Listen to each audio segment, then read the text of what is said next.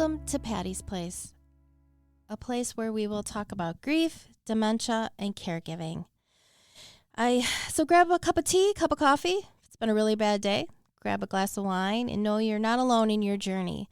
My name's Lisa, and I created this podcast to honor my mom, who passed away almost 2 years ago from dementia.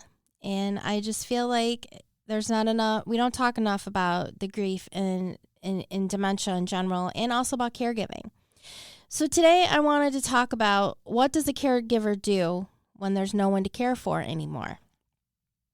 You know, for the last how many months or years of your life, it's revolved around your loved one's care. And now your loved one is gone. So what do you do? What do you do with all the time you have now? And there's this weird feeling that overcomes you because you just don't know what to do. Your life revolved around doctor's appointments, medicine, making sure the person ate, changing diapers, all different things. And now they're not here anymore. You feel lost. You feel alone. And you were busy. And then you were taking care of not only them, but then you were keeping people in the loop. People were texting you, calling you, how are they? And the more that the sickness, the illness, and they decline, the more people call you. So you feel like there's more information you have to say. And now it's just stillness. It's just eerie stillness. It's just quiet. And everyone's gone. Everyone is gone, and what do you do? And, because no one's calling you anymore, asking you for updates, and they don't really ask you how you are anymore, right? After probably the wake and the funeral or the services, after about a week or so after that, everyone goes on with the rest of their life. But your life still stopped. You have this big aching hole, and you're like, what do I do now? It's just quiet. And it feels weird. You feel like you should be doing something, and you don't have to do it, right? And you can't shake that feeling that you're forgetting something. There's something else you should be doing. You should be busy. There just isn't anything. And it's really a lonely feeling because your loved one's gone, but you're still here. So what do you do now? And then everyone keeps asking you, like, well, when are you going back to work? What are you going to do now? And you just want to scream like, I don't know. I just don't know what I'm going to do. And yet you don't say that. You just go, oh, I don't know. Yeah, I guess I'm going back now, or I'm not sure yet. And then you think about all the other things you have to take care of, especially if you're like the executor of the will or things like that. And you take care of those things. But you still think about, well, I should be going through their clothes, or I should be going through their things. And sometimes that's overwhelming to do too. And all you do is you feel lost and you feel empty. And you think, is this normal? What do I do? What can I do? Type of a thing. And I found in my grief journey, talking with my grief counselors, and they said, well, the first thing you have to do is take care of yourself. And you're like, well, great, right? I was like, okay, great, but I don't know how to do that because my priority for so long was taking care of someone else. So how do I take care of myself? I don't know how to do that anymore. Because even though when you're in the middle of caregiving, everyone says you got to prioritize yourself, you got to take care of yourself. Let's be honest, you don't do it as much as you probably should. You might get a day here, an hour there, maybe 20 minutes here. But really your priority has been your loved one. And it's not easy. And for me, it was knowing whatever I was feeling was okay. That's what my grief counselor taught me, that it was okay if I felt lost. It was okay if I wanted to scream. It was okay if I felt sad. It was even okay if I felt happy for a few minutes. It was okay. And maybe you're like, I want to scream. I can't take it. I want to scream. Well, find a safe place to scream. Maybe you go outside and you scream, or maybe you scream in your pillow if that's what makes you feel better. maybe if you're like, you know what, I want to go for a run, or I want to go to the pool, or I want to go to a spin class, and I just want to work out all this feeling. If that helps you, then do it. Maybe it's just, I'm just going to listen to some music. Maybe you're listening to a bunch of sad music and it makes you feel better because you get a good cry out. Or maybe you listen to some angry music and you feel better because you're like, oh, I feel better now, you know? And maybe for you, you want to write in your journal, or maybe even just like play with Play-Doh like you did when you were a kid, or do ceramics or something crafty, or maybe just play with your dog, or maybe you just pound your pillow because you need to hit something.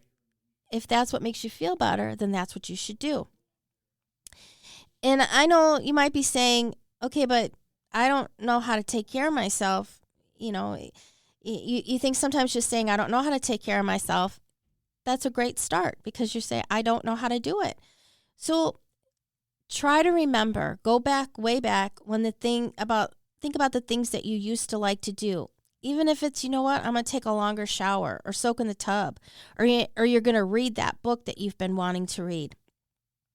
And for me, it was hard to concentrate at first. Like, I couldn't really read. Like, I'll be honest, work was hard for me. And, you know, I made a ton of mistakes because I couldn't focus. I couldn't concentrate. And I took a lot of naps because that's what I needed to do. Maybe that's what you do. My grief counselor also had told me that it was okay to play the games I like to play on the iPad at night, because sometimes I did. I just needed to zone completely out. Sometimes I like to color on the coloring apps, and that relaxes me. So if you played a game while you have something on TV, or maybe you're just playing the game and nothing's in the background, and if that helps you, then that's what you should do. I know some people, they have to keep doing something. That really wasn't the case for me. For me, it took a lot of energy to do things even when I wanted to get them done. I still struggle with that a year and a half later. I still am like, I want to do this. I want to declutter. I want to clean this. I need to take care of that. And some days I'm just exhausted and I can't seem to get to it. And then I'll have a day where I feel energetic and I'm able to do it. And I learned that all of that was okay, because everybody's grief journey is different. And it's hard when your life had been surrounded, it was centered about taking care of this person, and now the person's gone. And for me also, that I found being compassionate with myself was a hard thing to do, because I always tend to put everyone else's needs first. And honestly, being nice to myself is something that I'm continually working on. I have a hard time learning how to do that, and saying that it's okay for me to want to do XYZ, and I need to do this first, and then I can catch up with you, or then I can do this for you. It's a work in progress for me with that. I also learned it's completely normal to feel like you're having a panic attack just thinking about, well, what do I do now? Because the world feels so overwhelming. Like, there's so many things that swarm in your head, and you think, I should do this and I should do that, and what should I take care of next, and everything. And it's okay, you know. And you also think about, who am I without this person in my life? You know, for me, I'm no longer my mother's daughter. I mean, I am, but I'm not. I'm a motherless daughter, you know. And who am I without my mom? I mean, you think about those things because your life's just not the same with it. And for me, I think it's a hard road to walk down. And I think it's even harder to silence the people who tell you what you should be doing or what you should be feeling. You know, there's always somebody that's there to say, oh, well, you should do this and you should do that. And what do you do that? Why don't you do this? Get a dog, sell the house, do this, you know. And you're like, wait, what? I'm lucky I can focus and, you know, make sure I eat today. You know, it's hard. And I also found, too, that to me, I find this very funny, that people always tell you, oh, I'm here for you. If you need anything, just call. But what they really mean is that within the first 2 weeks, and then their life goes on, even when your life feels like it's stopped and you just don't know what you're supposed to do. And it's hard.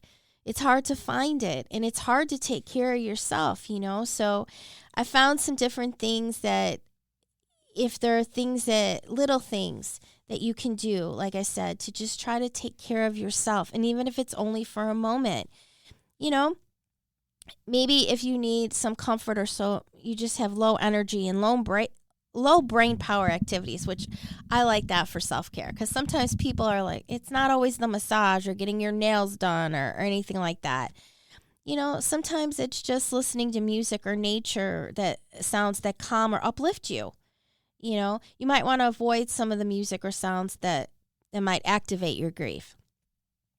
Maybe you just head to a comfy chair or your bed just to sleep. Or maybe you watch a show, a movie, or random YouTube videos that calm you or uplift you. You might want to avoid things that activate your grief in that moment if you're just trying to rest. Drink water is really important. Staying hydrated is important. Something simple as that. Stretch, because we forget to do that, right? And sometimes people find that when they're in the middle of this in grief, they don't feel hungry. But it's important that you eat something, eat a little bit, even when you don't feel hungry, because that is important. Like you said, maybe play a relaxing game on your phone. Or maybe if you have some comforting rituals or spiritual practice, maybe you meditate or some breathing exercise, you can do that to help you for that moment. Sometimes I'll find myself sitting at my desk and I'm like, okay, just breathe for a second. Block the world out for a second. It'll be okay. Color or draw if that's what helps you. Maybe you want to see if the moon or the stars are out, because there's been a lot of different things out lately with they're telling you to look for the solar system and the moon. If that's something that brings you peace, do that. Or maybe you just want to find something comforting to hold on to, a pillow, a blanket. For me, sometimes I kept one of the blankets that was on my mom's bed before she passed, and I have it on my bed still. And some nights I just have to hold it, and it brings me comfort with it. And sometimes it's just giving yourself some compassionate thought. Like maybe you took a shower today. It's not always, like I said, going for that big self-care. Maybe it's that, hey, I ate lunch today, or I got more water in today than I did before. Or I made it through work and I didn't cry in the bathroom. That's taking care of yourself. And you need to give yourself these good pats on the back and tell you you're doing okay. So you may want to, give yourself some time out. Like maybe you do some yoga or that. You take some deep breaths at times. And also you can learn what triggers some of your anxiety with that. Because sometimes it's people that give you anxiety, right? Sometimes you want to talk and sometimes you don't. And it's learning how to answer those questions, because people mean well, but when they're asking you all these types of questions, sometimes you're just like, I don't know. I don't know what my life's going to look like right now, because you're learning. And what I've learned through all of this is that it's okay. And then I realize it's normal to feel lost and empty after your loved one who you took care of for so long has passed. And I think that we need to be able to give ourselves permission to grieve and to find yourself again, because you're finding this new person that's never existed before without your loved one.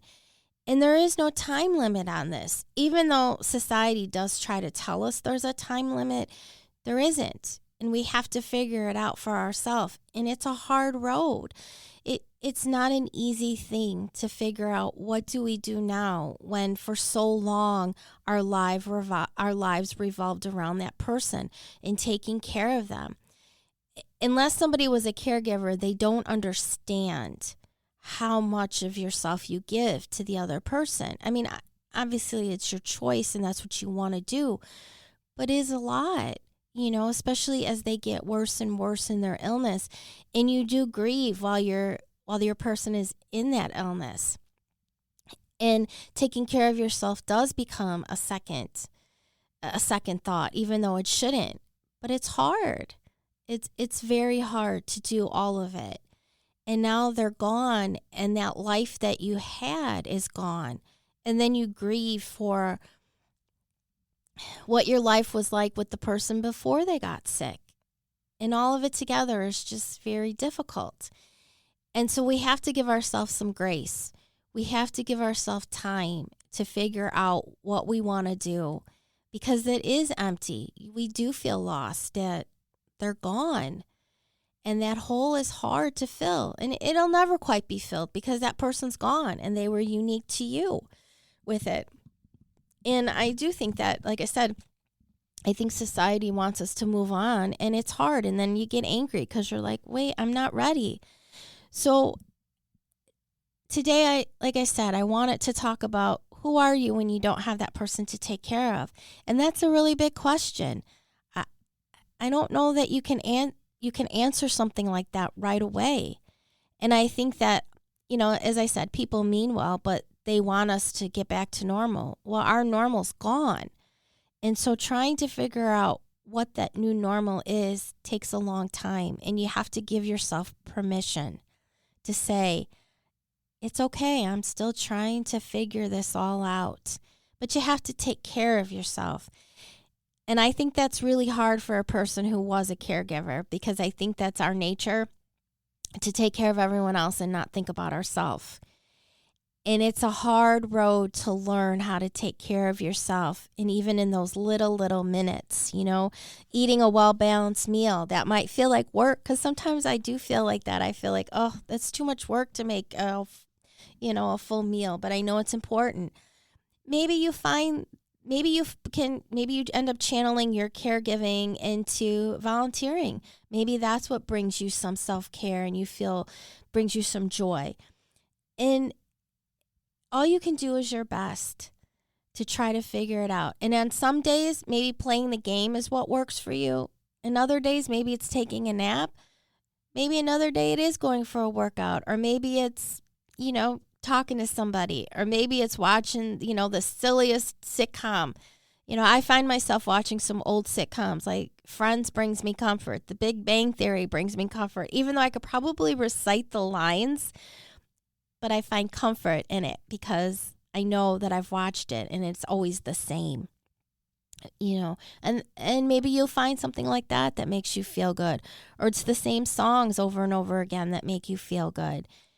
And it's going to change, from the very beginning, right when you lose your person, to the very end, years down the road, it's going to be something different.